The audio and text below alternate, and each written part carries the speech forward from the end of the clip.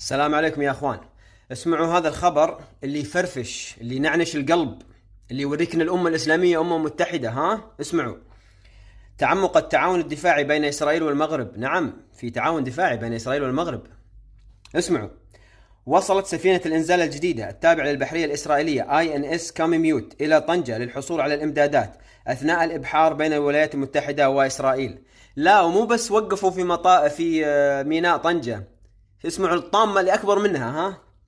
وفي إطار توقف السفينة على الطريق الطويل من باسكا جولا في الميسيسيبي إلى القاعدة البحرية في حيفا، حيث قام الطاقم بتخزين الوقود والطعام لبقية الرحلة إلى إسرائيل، والتي اكتملت يوم الأحد. نعم، توقفوا وأخذوا وقود وطعام. أخذوا طعام في الوقت الذي يموت أهلنا في غزة في الشمال من المجاعة، والمغرب يعطون أكل لهؤلاء الصهاينة.